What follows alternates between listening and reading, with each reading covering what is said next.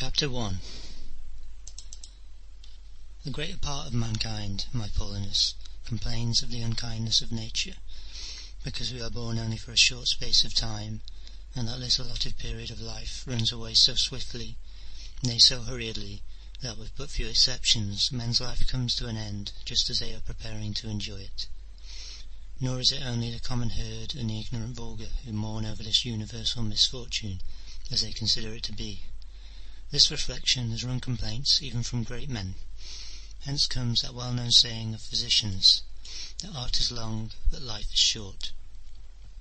Hence arose that quarrel, so unbefitting a sage, which Aristotle picked with nature, because she had indulged animals with such length of days that some of them lived for 10 or 15 centuries, while man, although born for many and such great exploits, had the term of his existence cut so much shorter. We do not have a very short time assigned to us, but we lose a great deal of it. Life is long enough to carry out the most important projects. We have an ample portion if we do but arrange the whole of it aright, but when it all runs to waste through luxury and carelessness, when it is not devoted to any good purpose, then at the last we are forced to feel that it is all over, although we never noticed how it glided away. Thus it is, we do not receive a short life, but we make it a short one, and we are not poor in days, but wasteful of them. When great and king-like riches fall into the hands of a bad master, they are dispersed straightway.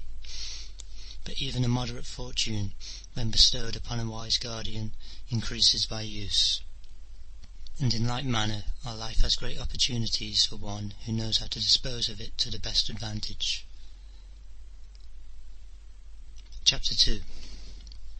Why do we complain of nature? She has dealt kindly with us.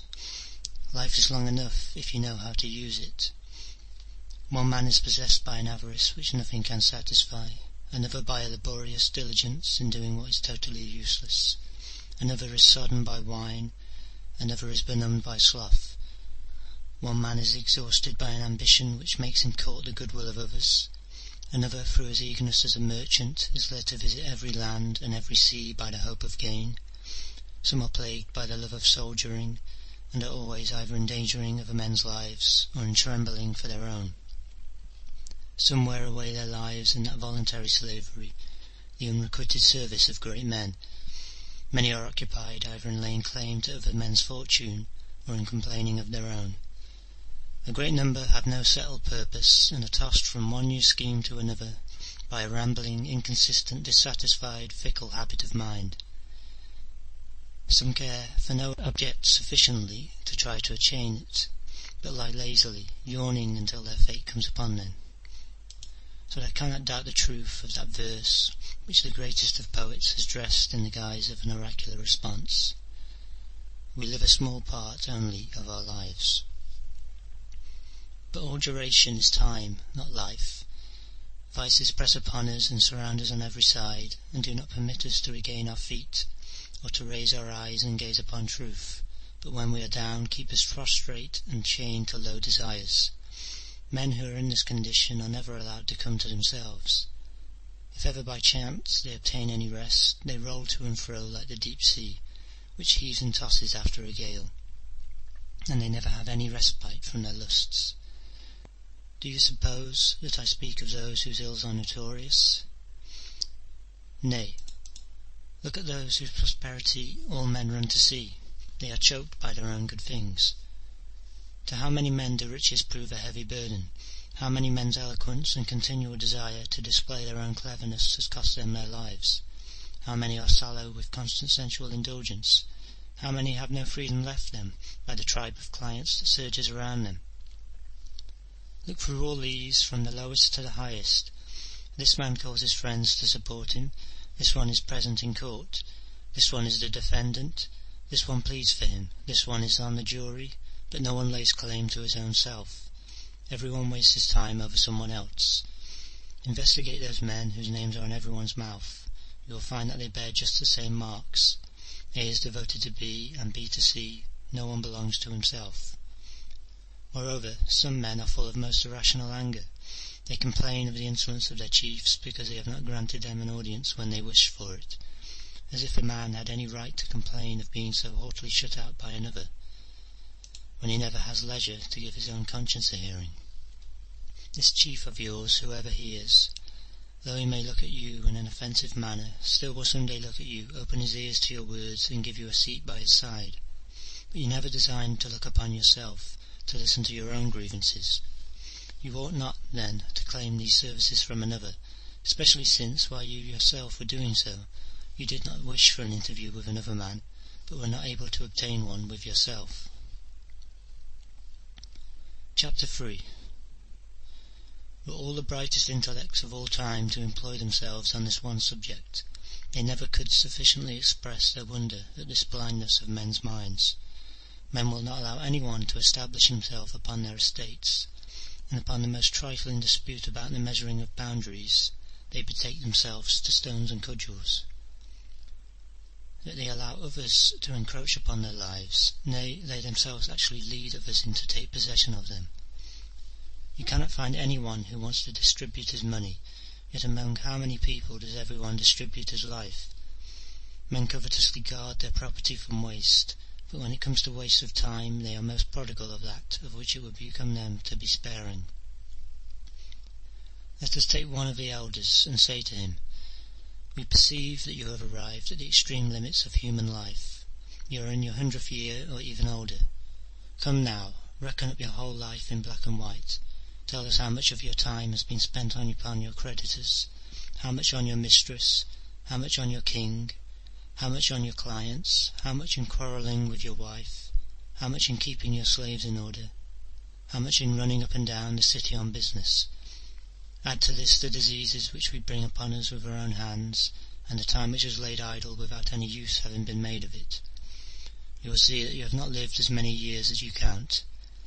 Look back in your memory, and see how often you have been consistent in your projects, how many days passed as you intended them to do when you were at your own disposal, how often you did not change colour, and your spirit did not quail, how much work you have done in so long a time, how many people have without your knowledge stolen parts of your life from you, how much you have lost, how large a part has been taken up by useless grief, foolish gladness, greedy desire, or polite conversation. How little of yourself is left to you. You will then perceive that you will die prematurely. What then is the reason of this? Is that people live as though they would live for ever. You never remember your human frailty. You never notice how much of your time has already gone by. You spend it as though you had an abundant and overflowing store of it. Though all the while, that day which you devote to some man or to something is perhaps your last. You fear everything like mortals as you are, and yet you desire everything as if you were immortals. You will hear many men say, "After my 50th year I will give myself up to leisure. My 60th shall be my last year of public office." And what guarantee have you that your life will last any longer? Who will let all this go on just as you have arranged it? Are you not ashamed to reserve only the leavings of your life for yourself, and to appoint for the enjoyment of your own right mind only that time which you cannot devote to any business? How late it is to begin life, just when we have to be leaving it! What a foolish forgetfulness of our mortality, to put off wholesome counsels until our 50th or 60th year, and to choose that our lives shall begin at a point which few of us ever reach. Chapter 4. You will find that the most powerful and highly placed men let fall phrases in which they long for leisure, praise it, and prefer it to all the blessings which they enjoy. Sometimes they would fain descend from their lofty pedestal if it could be safely done, for fortune collapses by its own weight, without any shock or interference from without. The late Emperor Augustus, upon whom the gods bestowed more blessings than on any one else, never ceased to pray for rest and exemption from the troubles of empire. He used to enliven his labours with the sweet though unreal consolation that he would some day live for himself alone. In a letter which he addressed to the Senate, after promising that his rest shall not be devoid of dignity nor discreditable to his former glories, I find the following words: "These things, however, it is more honourable to do than to promise, but my eagerness for that time, so earnestly longed for, has led me to derive a certain pleasure from speaking about it, though the reality is still far distant. He thought leisure so important that though he could not actually enjoy it, yet he did so by anticipation and by thinking about it. He who saw everything depending upon himself alone, who swayed the fortunes of men and of nations, thought that his happiest day would be that on which he laid aside his greatness. He knew by experience how much labour was involved in that glory that shone through all lands, and how much secret anxiety was concealed within it. He had been forced to assert his rights by war, first with his countrymen, next with his colleagues, and lastly with his own relations, and had shed blood both by sea and by land. After marching his troops under arms through Macedonia, Sicily, Egypt, Syria, Asia Minor, and almost all the countries of the world, when they were weary with slaughtering Romans, he had directed them against a foreign foe, while he was pacifying the Alpine regions and subduing the enemies whom he found in the midst of the Roman Empire, while he was extending its boundaries beyond the Rhine, the Euphrates and the Danube, at Rome itself, the swords of Marina, Scipio, Lepidus, Ignatius, and others were being sharpened to slay him. Scarcely had he escaped from their plot, when his already failing age was terrified by his daughter, and all the noble youths who were pledged to her cause by adultery with her by way of oath of fidelity. Then there was Paulus and Antonius's mistress, a second time to be feared by Rome, and when he had cut out these ulcers from his very limbs, others grew in their place. The empire, like a body overloaded with blood, was always breaking out somewhere. For this reason he longed for leisure. All his labours were based upon hopes and thoughts of leisure. This was the wish of him who could accomplish the wishes of all other men. Chapter 5. While tossed hither and thither by Catiline and Clodius, Pompeius and Crassus, by some open enemies and some doubtful friends, while he struggled with the struggling republic and kept it from going to ruin, when at last he was banished, being neither able to keep silence in prosperity nor to endure adversity with patience, how often must Marcus Cicero have cursed that consulship of his, which he never ceased to praise, and which nevertheless deserved it. What piteous expressions he uses in a letter to Atticus when Pompeius the father had been defeated, and his son was recruiting his shattered forces in Spain. "Do you ask," writes he, "what I am doing here? I am living in my Tusculan villa almost as a prisoner." He adds more afterwards, wherein he laments his former life, complains of the present, and despairs of the future. Cicero called himself half a prisoner, but by Hercules, the wise man never would have come under so lowly a title. He never would be half a prisoner, but would always enjoy complete and entire liberty, being free in his own power and greater than all others. For what can be greater than the man who is greater than fortune? End of chapters 1 to 5.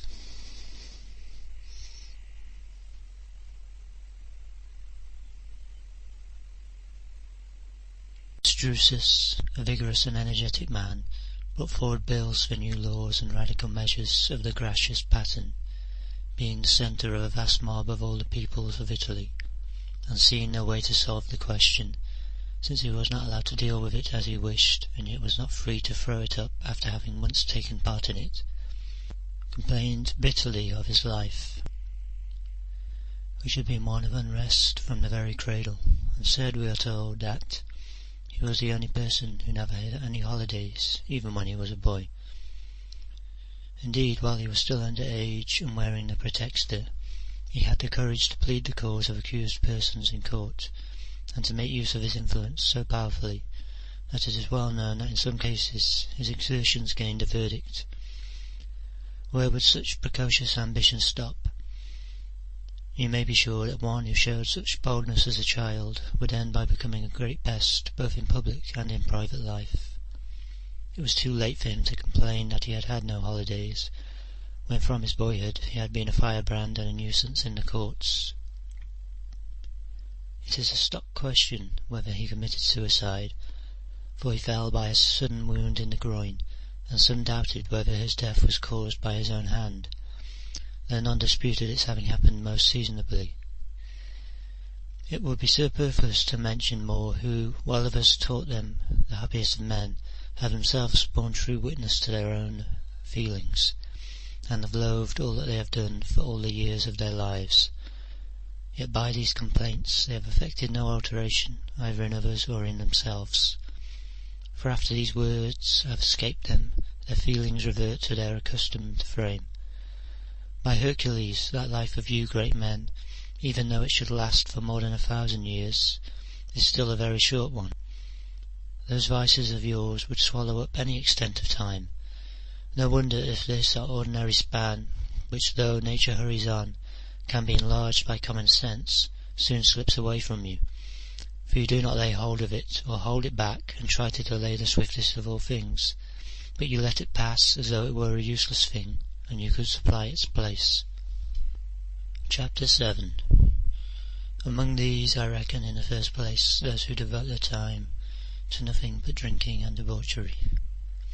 For no men are busied more shamefully. The others, although the glory which they pursue is but a counterfeit, still deserve some credit for their pursuit of it.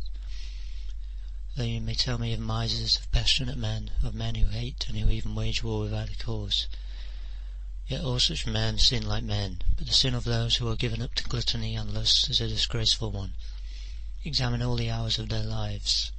Consider how much time they spend in calculation, how much in plotting, how much in fear, how much in giving and receiving flattery, how much in entering into recognizances for themselves or for others, how much in banquets, which indeed become a serious business.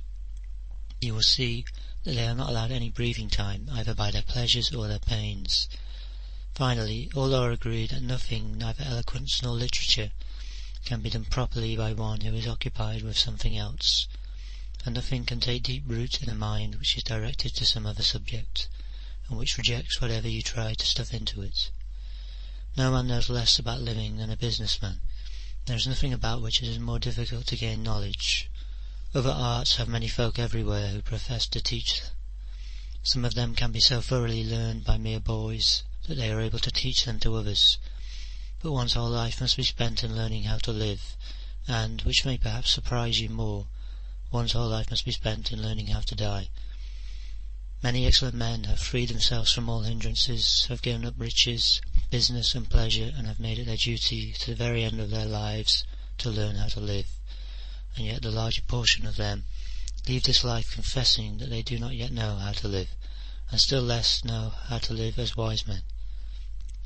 Believe me, it requires a great man, and one who is superior to human frailties, not to allow any of his time to be filched from him. And therefore it follows that his life is a very long one, because he devotes every possible part of it to himself.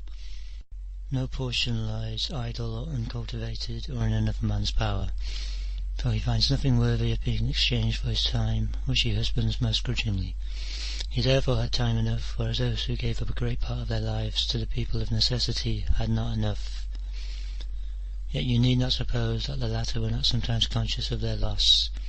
Indeed, you will hear most of those who are troubled with great prosperity every now and then cry out amid their hosts of clients, their pleadings in court, and their other honourable troubles, "I am not allowed to live my own life."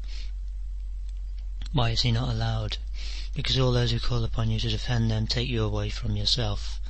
How many of your days have been spent by that defendant, by that candidate for office, by that old woman who is weary with marrying her heirs, by that man who pretends to be ill in order to excite the greed of those who hope to inherit his property, by that powerful friend of yours who uses you to swell his train, not to be his friend?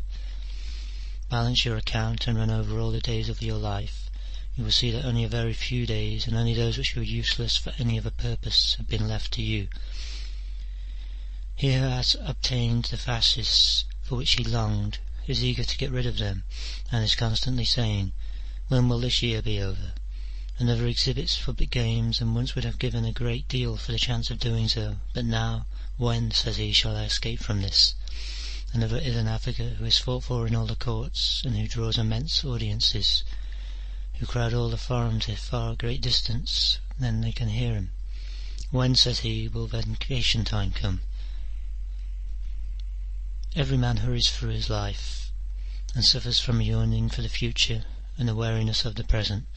But he who disposes of all his time for his own purposes, who arranges all his days as though he were arranging the plan of his life, neither wishes for nor fears the morrow, for what new pleasure can any hour now bestow upon him? He knows it all, and has indulged in it all, even to satiety. Fortune may deal with the rest as she will, his life is already safe from her. Such a man may gain something, but cannot lose anything, and indeed he can only gain anything in the same way as one who is already glutted and filled, and gets some extra food, which he takes although he does not want it. You have no grounds, therefore, for supposing that any one has lived long because he has wrinkles or grey hairs. Such a man has not lived long, but has only been long alive. Why, would you think that a man has voyaged much if a fierce gale had caught him as soon as he left his port, and he had been driven round and round the same place continually by a succession of winds blowing from opposite quarters? Such a man has not travelled much, he has only been much tossed about. Chapter 8. I am filled with wonder when I see some men asking others for their time, and those who are asked for it most willing to give it. Both parties consider the object for which the time is given, but neither of them thinks of the time itself, as though in asking for this one asked for nothing, and in giving it one gave nothing. We play with what is the most precious of all things, yet it escapes men's notice, because it is an incorporeal thing, and because it does not come before our eyes, and therefore it is held very cheap, nay, hardly any value whatever is put upon it. Men set the greatest store upon presents or pensions, and hire out their work, their services, or their care in order to gain them. No one values time. They give it much more freely, as though it costs nothing. Yet you will see these same people clasping their knees of their physician as suppliants when they are sick and in present peril of death, and if threatened with a capital charge, willing to give all that they possess in order that they may live, so inconsistent are they. Indeed, if the number of every man's future years could be laid before him, as we can lay that of his past years, how anxious those who found that they had but few years remaining would be to make the most of them. Yet it is easy to arrange the distribution of a quantity, however small, if we know how much there is. What you ought to husband most carefully is that which may run short you know not when. Yet you have no reason to suppose that they do not know how dear a thing time is. They are wont to say to those whom they especially love that they are ready to give them a part of their own years. They do give them, and know not that they are giving them, but they give them in such a manner that they themselves lose them without the others gaining them. They do not, however, know whence they obtain their supply, and therefore they are able to endure the waste of what is not seen. Yet no one will give you back your years, no one will restore them to you again. Your life will run its course when once it has begun, and will neither begin again or efface what it has done. It will make no disturbance, it will give you no warning of how fast it flies, it will more move silently on, it will not prolong itself at the command of a king, or at the wish of a nation. As it started on its first day, so it will run, it will never turn aside, never delay. What follows then? Why? You are busy, but life is hurrying on. Death will be here some time or other, and you must attend to him, whether you will or no. Chapter 9. Can anything be mentioned which is more insane than the ideas of leisure of those people who boast of their worldly wisdom? They live laboriously in order that they may live better. They fit themselves out for life at the expense of life itself, and cast their thoughts a long way forwards. Yet postponement is the greatest waste of life. It wrings day after day from us, and takes away the present by promising something hereafter. There is no such obstacle to true living as waiting, which loses today while it is depending on the morrow. You dispose of that which is in the hand of fortune, and you let go that which is in your own. Whither are you looking? Whither are you stretching forward? Everything future is uncertain. Live now, straight away. See how the greatest of bards cries to you, and sings in wholesome verse, as though inspired with celestial fire. The best of wretched mortals' days is that which is the first to fly. Why do you hesitate, says he? Why do you stand back? Unless you seize it, it will have fled, and even if you do seize it, it will still fly. Our swiftness in making use of our time ought therefore to vie with the swiftness of time itself, and we ought to drink of it as we should of a fast-running torrent, which will not be always running. The poet, too, admirably satirizes our boundless thoughts, when he says not the first age, but the first day. Why are you careless and slow while time is flying so fast, and why do you spread out before yourself a vision of long months and years, as many as your greediness requires? He talks with you about one day, and that a fast, fleeting one. There can, then, be no doubt that the best days are those which fly fast for wretched, that is, for busy mortals, whose minds are still in their childhood, when old age comes upon them, and they reach it unprepared and without arms to combat it. They have never looked forward, they have all of a sudden stumbled upon old age. They never noticed that it was stealing upon them day by day. That conversation or reading or deep thought deceives travellers, and they find themselves at their journey's end before they knew that it was drawing near.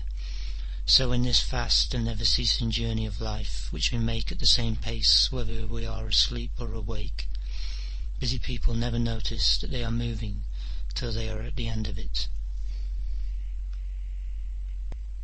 Chapter 10. If I chose to divide this proposition into separate steps, supported by evidence, many things occurred to me by which I could prove that the lives of busy men are the shortest of all. Fabianus, who was none of your lecture-room philosophers, but one of the true antique pattern, used to say, we ought to fight against the passions by main force, not by skirmishing, and upset their line of battle by a home charge, not by inflicting trifling wounds. I do not approve of dallying with sophisms. They must be crushed, not merely scratched. Yet in order that sinners may be confronted with their errors, they must be taught and not merely mourned for. Life is divided into three parts: that which has been, that which is, and that which is to come. Of these three stages, that which we are passing through is brief, that which we are about to pass is uncertain, and that which we have passed is certain. This it is over which fortune has lost her rights, and which can fall into no other man's power. And this is what busy men lose, for they have no leisure to look back upon the past, and even if they had, they take no pleasure in remembering what they regret. They are, therefore, unwilling to turn their minds to the contemplation of ill-spent time, and they shrink from reviewing a course of action whose faults become glaringly apparent when handled a second time, although they were snatched at when we were under the spell of immediate gratification. No one, unless all his acts have been submitted to the infallible censorship of his own conscience, willingly turns his thoughts back upon the past. He who has ambitiously desired, haughtily scorned, passionately vanquished, treacherously deceived, greedily snatched, or prodigally wasted much, must needs fear for his own memory. Yet this is a holy and consecrated part of our time, beyond the reach of all human accidents, removed from the dominion of fortune, and which cannot be disquieted by want, fear, or attacks of sickness. This can neither be troubled nor taken away from one. We possess it for ever undisturbed. Our present consists only of single days, and those too taken 1 hour at a time.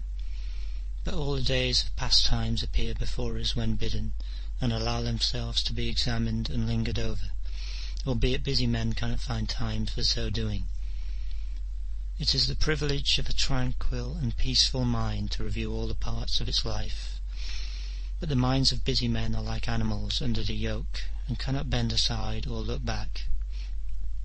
Consequently, their life passes away into vacancy, and as you do no good, however much you may pour into a vessel which cannot keep or hold what you put there, so also it matters not how much time you give men if it can find no place to settle in, but leaks away through the chinks and holes of their minds.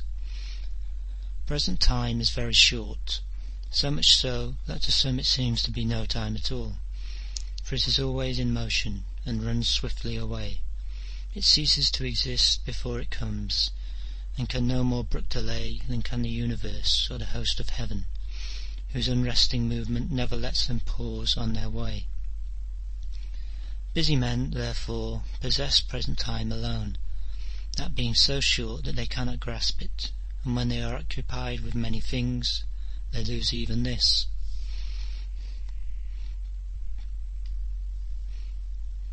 End of chapters 6 to 10.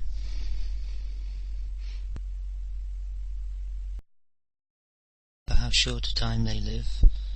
See how they desire to live long, broken down old men beg in their prayers for the addition of a few more years. They pretend to be younger than they are. They delude themselves with their own lies, and are as willing to cheat themselves as if they could cheat fate at the same time. When at last some weakness reminds them that they are mortal, they die as it were in terror. They may rather be said to be dragged out of this life than to depart from it. They loudly exclaim that they have been fools and have not lived their lives, and declare that if they only survive this sickness they will spend the rest of their lives at leisure. At such times they reflect how uselessly they have laboured to provide themselves with what they have never enjoyed, and how all their toil has gone for nothing.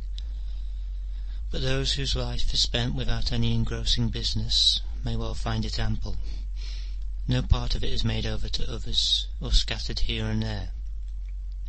No part is entrusted to fortune, is lost by neglect, is spent in ostentatious giving, or is useless.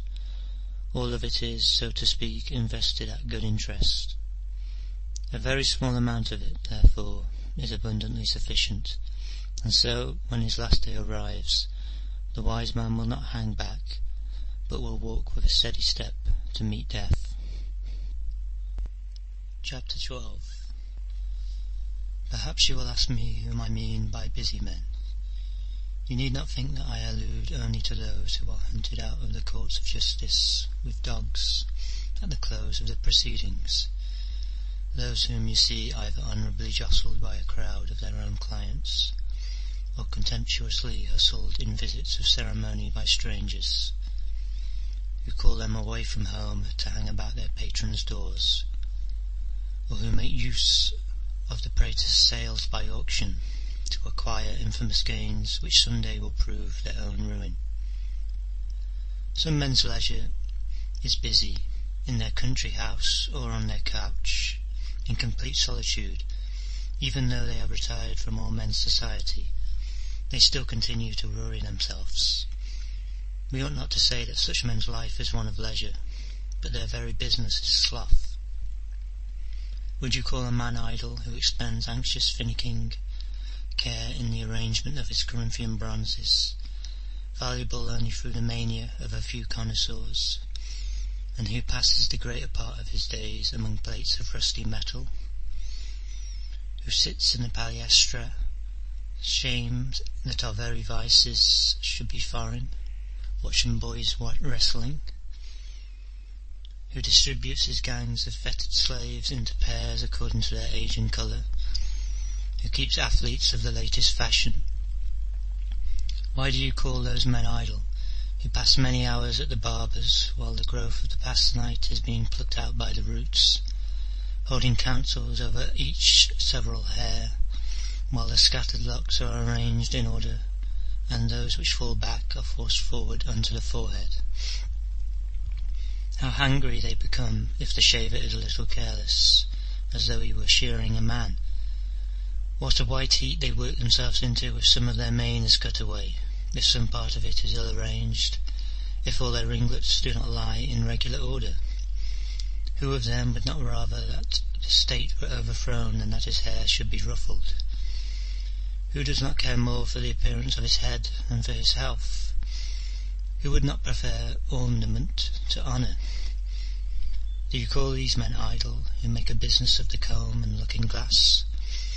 What of those who devote their lives to composing, hearing, and learning songs, who twist their voices, intended by nature to sound best and simplest when used straightforwardly, through all the turns of futile melodies, whose fingers are always beating time to some music on which they are inwardly meditating, who, when invited to serious and even sad business, may be heard humming an air to themselves? Such people are not at leisure, but are busy about trifles. As for their banquets, by Hercules, I cannot reckon them among their unoccupied times, when I see with what anxious care they set out their plate, how laboriously they arrange the girdles of their waiters' tunics, how breathlessly they watch to see how the cook dishes up the wild boar, with what speed, when the signal is given, the slave boys run to perform their duties, how skilfully birds are carved into pieces of the right size, how painstakingly wretched youths wipe up the spittings of drunken men.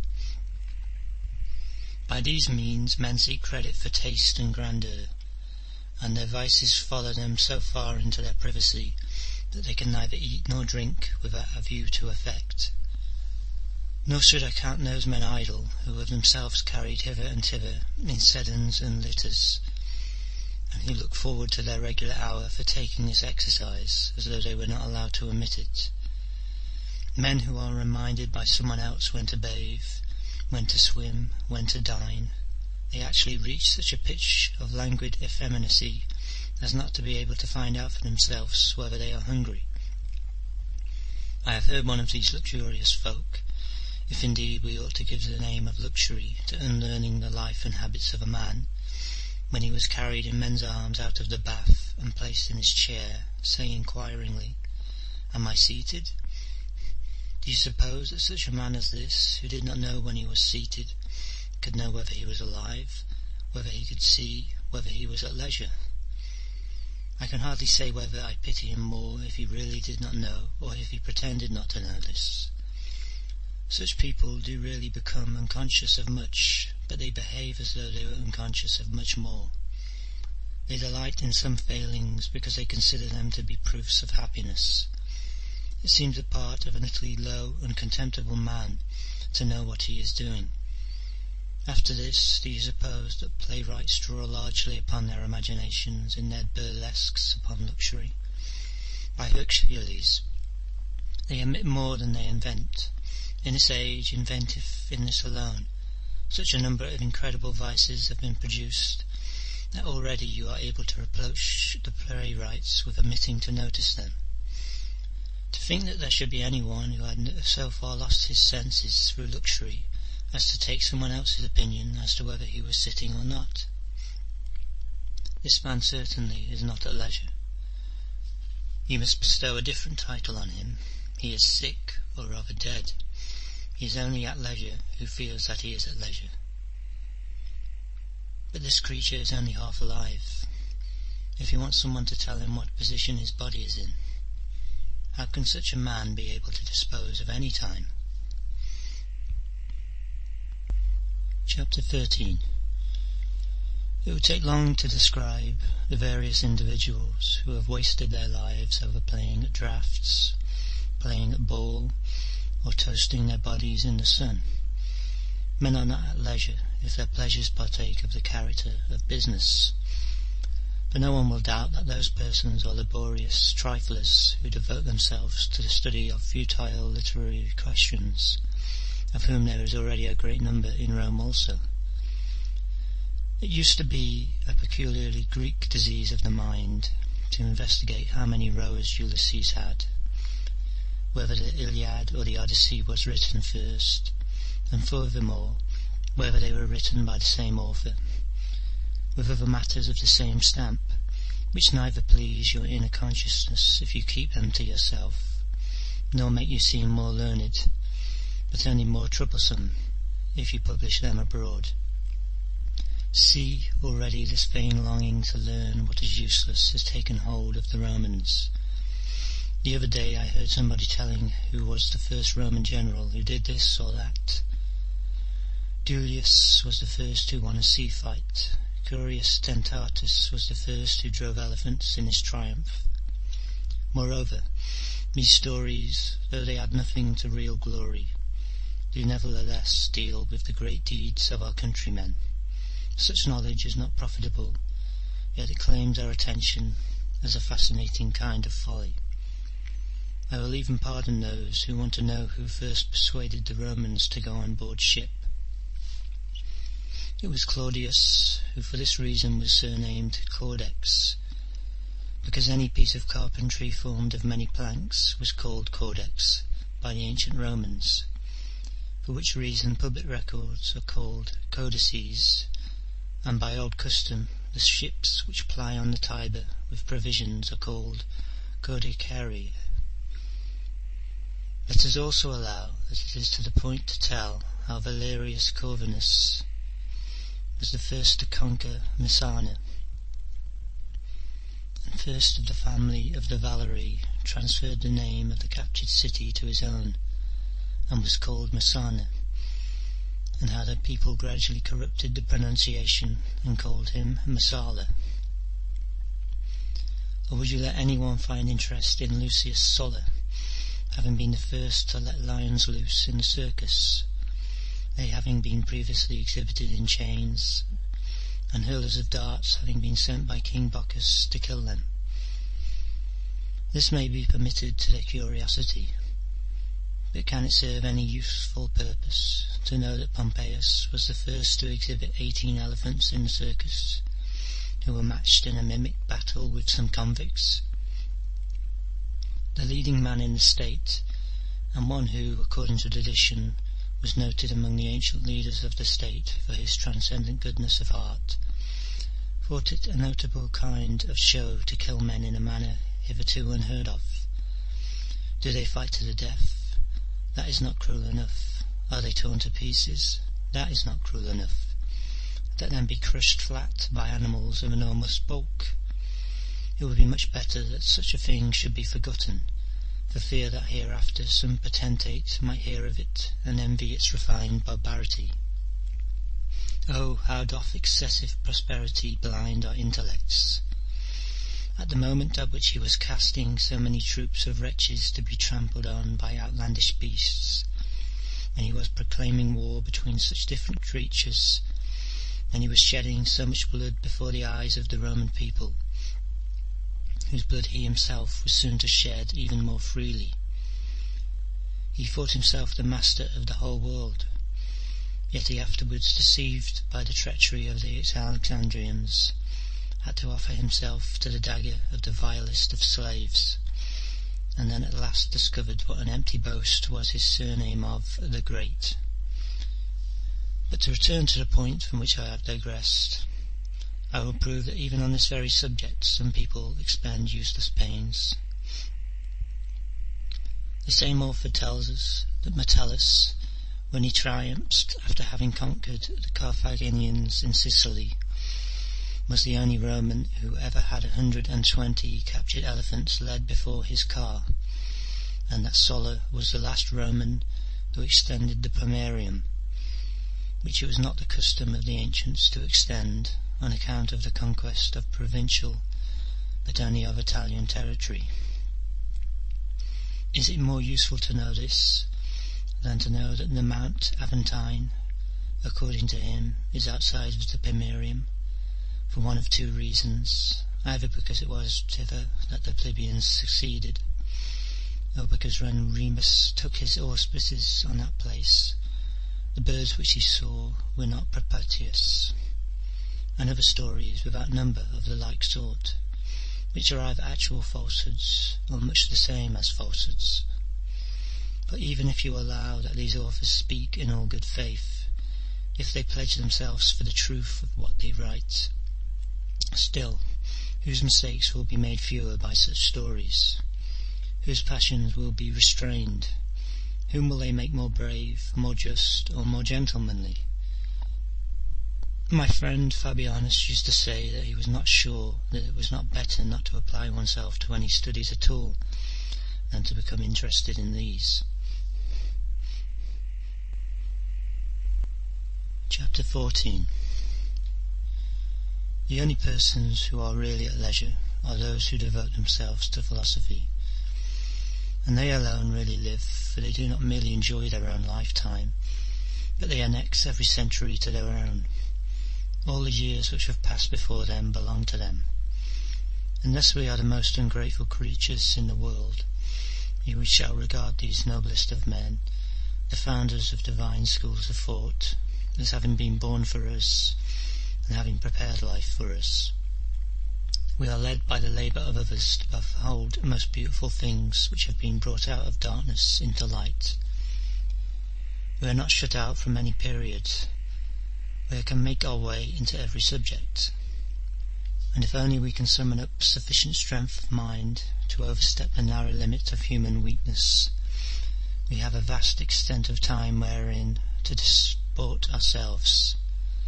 We may argue with Socrates, doubt with Carneades, repose with Epicurus, overcome human nature with the Stoics, out-herd it with the Cynics. Since nature allows us to commune with every age, why do we not abstract ourselves from our own petty fleeting span of time, and give ourselves up with our whole mind to what is vast, what is eternal, what we share with better men than ourselves? Those who gad about in a round of calls, whose worry about themselves and others, after they have indulged their madness to the full, and crossed every patron's threshold daily, leaving no open door unentered, after they have hawked about their interested greetings in houses of the most various character. After all, how few people are they able to see out of so vast a city, divided among so many different ruling passions? How many will be moved by sloth, self-indulgence, or rudeness to deny them admittance? How many, after they have long plagued them, will run past them with feigned hurry? How many will avoid coming out through their entrance hall with its crowds of clients, and will escape by some concealed back door, as though it were not ruder to deceive their visitor than to deny him admittance? How many, half asleep and stupid with yesterday's debauch, can hardly be brought to return the greeting of the wretched man who has broken his own rest in order to wait on that of another, even after his name has been whispered to them for the 1000th time, save by a most offensive yawn of his half-opened lips? We may truly say that those men are pursuing the true path of duty, who wish every day to consort on the most familiar terms with Zeno, Pythagoras, Democritus, and the rest of those high priests of virtue, with Aristotle and with Theophrastus. None of these men will be engaged. None of these will fail to send you away after visiting him in a happier frame of mind, and on better terms with yourself. None of them will let you leave him empty-handed. Yet their society may be enjoyed by all men, and by night as well as by day. Chapter 15. None of these men will force you to die, but all of them will teach you how to die. None of these will waste your time, but will add his own to it. The talk of these men is not dangerous. Their friendship will not lead you to the scaffold. Their society will not ruin you in expenses. You may take from them whatsoever you will. They will not prevent you taking the deepest draughts of their wisdom that you please. What blessedness, what a fair old age awaits the man who takes these for his patrons! He will have friends with whom he may discuss all matters, great and small, whose advice he may ask daily about himself, from whom he will hear truth without insult, praise without flattery, and according to whose likeness he may model his own character. We are wont to say that we are not able to choose who our parents should be, but that they were assigned to us by chance.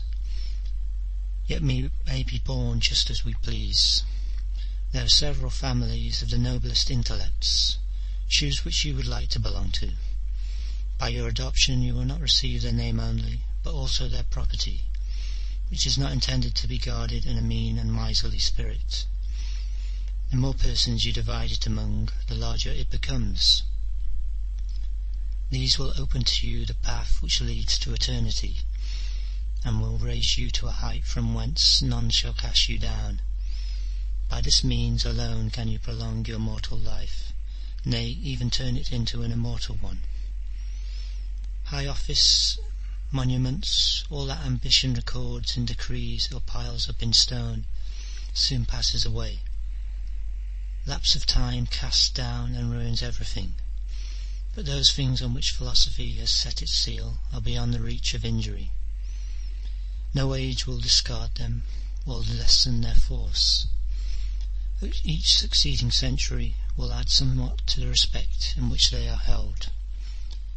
For we look upon what is near us with jealous eyes, but we admire what is further off with less prejudice. The wise man's life, therefore, includes much. He is not hedged in by the same limits which confine others. He alone is exempt from the laws by which mankind is governed. All ages serve him like a god. If any time be past, he recalls it by his memory. If it be present, he uses it. If it be future, he anticipates it. His life is a long one because he concentrates all times into it. End of chapters 11 to 15.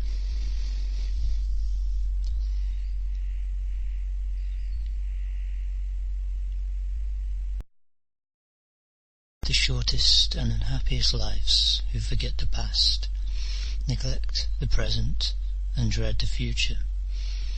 When they reach the end of it, the poor wretches learn too late that they were busied all their while, that they were doing nothing. You need not think, because sometimes they call for death, that their lives are long. Their folly torments them with vague passions which lead them into the very things of which they are afraid. They often, therefore, wish for death because they live in fear. Neither is it, as you might think, a proof of the length of their lives that they often find the days long, that they often complain how slowly the hours pass until the appointed time arrives for dinner. For whenever they are left without their usual business, they fret helplessly in their idleness, and know not how to arrange or to spin it out. They betake themselves, therefore, to some business, and all the intervening time is irksome to them. They would wish by Hercules to skip over it, just as they wish to skip over the intervening days before a gladiatorial contest, or some other time appointed for a public spectacle or private indulgence.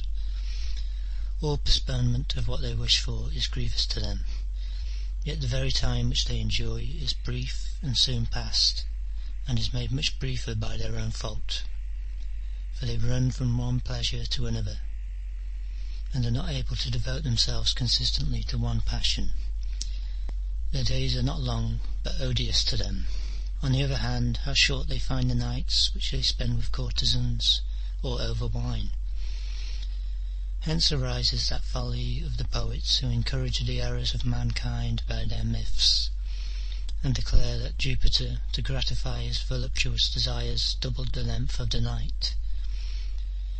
Is it not adding fuel to our vices to name the gods as their authors, and to offer our distempers free scope by giving them deity for an example? How can the nights for which men pay so dear fail to appear of the shortest? They lose the day in looking forward to the night, and lose the night through fear of the dawn. Chapter 17. Such men's very pleasures are restless, and disturbed by various alarms, and at the most joyous moment of all there rises the anxious thought, how long will this last? This frame of mind has led kings to weep over their power, and they have not been so much delighted at the grandeur of their position as they have been terrified by the end to which it must some day come. That most arrogant Persian king, when his army stretched over vast plains and could not be counted but only measured, burst into tears at the thought that in less than 100 years none of all those warriors would be alive, yet their death was brought upon them by the very man who wept over it, who was about to destroy some of them by sea, some on land, some in battle, and some in flight, and who would in a very short space of time put an end to those about whose 100th year he showed such solicitude. Why need we wonder at their very joys being mixed with fear? They do not rest upon any solid grounds, but are disturbed by the same emptiness from which they spring. What must we suppose to be the misery of such times as even they acknowledge to be wretched, when even the joys by which they elevate themselves and raise themselves above their fellows are of a mixed character? All the greatest blessings are enjoyed with fear, and no thing is so untrustworthy as extreme prosperity. We require fresh strokes of good fortune to enable us to keep that which we are enjoying, and even those of our prayers which are answered require fresh prayers. Everything for which we are dependent on chance is uncertain. The higher it rises, the more opportunities it has of falling. Moreover, no one takes any pleasure in what is about to fall into ruin. Very wretched, therefore, as well as very short must be the lives of those who work very hard to gain what they must work even harder to keep. They obtain what they wish with infinite labour, and they hold what they have obtained with fear and trembling. Meanwhile, they take no account of time, of which they will never have a fresh and larger supply. They substitute new occupations for old ones. One hope leads to another, one ambition to another. They do not seek for an end to their wretchedness, but they change its subject. Do our own preferments trouble us? Nay, those of other men occupy more of our time. Have we ceased from our labours in canvassing? Then we begin others in voting. Have we got rid of the trouble of accusation? Then we begin that of judging. Has a man ceased to be a judge? Then he becomes an examiner. Has he grown old in the salaried management of other people's property? Then he becomes occupied with his own. Marius is discharged from military service. He becomes consul many times. Quintius is eager to reach the end of his dictatorship. He will be called a second time from the plough. Scipio marched against the Carthaginians before he was of years sufficient for so great an undertaking. After he has conquered Hannibal, conquered Antiochus, been the glory of his own consulship, and the surety for that of his brother, he might, had he wished it, have been set on the same pedestal with Jupiter. But civil factions will vex the saviour of the state, and he who when a young man disdained to receive divine honours will take pride as an old man in obstinately remaining in exile. We shall never lack causes of anxiety, either pleasurable or painful. Our life will be pushed along from one business to another. Leisure will always be wished for and never enjoyed. Chapter 18. Wherefore, my dearest Paulinus, tear yourself away from the common herd, and since you have seen more rough weather than one would think from your age, betake yourself at length to a more peaceful haven. Reflect what waves you have sailed through, what storms you have endured in private life and brought upon yourself in public. Your courage has been sufficiently displayed by many toilsome and wearisome proofs. Try how it will deal with leisure. The greater, certainly the better part of your life has been given to your country. Take now some part of your time for yourself as well. I do not urge you to practice a dull or lazy sloth, or to drown all of your fiery spirit in the pleasures which are dear to the herd. That is not rest. You can find greater works than all those which you have hitherto so manfully carried out, upon which you may employ yourself in retirement and security. You manage the revenues of the entire world as unselfishly as though they belonged to another, as laboriously as if they were your own, as scrupulously as though they belonged to the public. You win love in an office in which it is hard to avoid incurring hatred.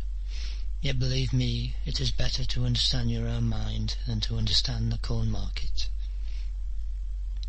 Take away that keen intellect of yours, so well capable of grappling with the greatest subjects, from a post which may be dignified, but which is hardly fitted to render life happy, and reflect that you did not study from childhood all the branches of a liberal education, merely in order that many thousand tons of corn might safely be entrusted to your charge.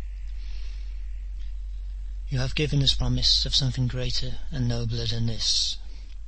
There will never be any want of strict economists or of laborious workers. Slow-going beasts of burden are better suited for carrying loads than well-bred horses, whose generous swiftness no one would encumber with a heavy pack. Think, moreover, how full of risk is the great task which you have undertaken. You have to deal with the human stomach. A hungry people will not endure reason, will not be appeased by justice, and will not hearken to any prayers. Only just a few days ago, when Caesar perished, grieving for nothing so much, if those in the other world can feel grief, as that the Roman people did not die with him, there was said to be only enough corn for 7 or 8 days' consumption, while he was making bridges with ships and playing with the resources of the empire. Want of provisions, the worst evil that can befall even a besieged city, was at hand.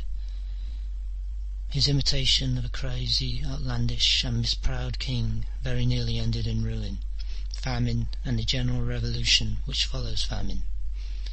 What must then have been the feelings of those who had the charge of supplying the city with corn, who were in danger of stoning, of fire and sword, of Gaius himself? With consummate art they concealed the vast internal evil by which the state was menaced, and were quite right in so doing, for some diseases must be cured without the patient's knowledge. Many have died through discovering what was the matter with them. Chapter 19. Betake yourself to these quieter, safer, larger fields of action. Do you think that there can be any comparison between seeing that corn is deposited in the public granary without being stolen by the fraud or spoilt by the carelessness of the importer, that it does not suffer from damp or overheating, and that it measures and weighs as much as it ought, and beginning the study of sacred and divine knowledge, which will teach you of what elements the gods have formed, what are their pleasures, their position, their form, to what changes your soul has to look forward, where nature will place us when we are dismissed from our bodies, what that principle is which holds all the heaviest particles of our universe in the middle, suspends the lighter ones above, puts fire highest of all, and causes the stars to rise in their courses, with many other matters full of marvels. Will you not cease to grovel on earth and turn your mind's eye on these themes? Nay, while your blood still flows swiftly, before your knees grow feeble, you ought to take the better path. In this course of life there await you many good things, such as love and practice of the virtues, forgetfulness of passions, knowledge of how to live and die, deep repose. The position of all busy men is unhappy, but most unhappy of all is that of those who do not even labour at their own affairs, but have to regulate their rest by another man's sleep, their walk by another man's pace, and whose very love and hate, the freest thing in the world, are at another's bidding. If such men wish to know how short their lives are, let them think how small a fraction of them is their own. Chapter 20. When therefore you see a man often wear the purple robes of office, and hear his name often repeated in the forum, do not envy him. He gains these things by losing so much of his life. Men throw away all their years in order to have 1 year named after them as consul. Some lose their lives during the early part of the struggle, and never reach the height to which they aspired. Some, after having submitted to 1,000 indignities in order to reach the crowning dignity, have the miserable reflection that the only result of their labours will be the inscription on their tombstone.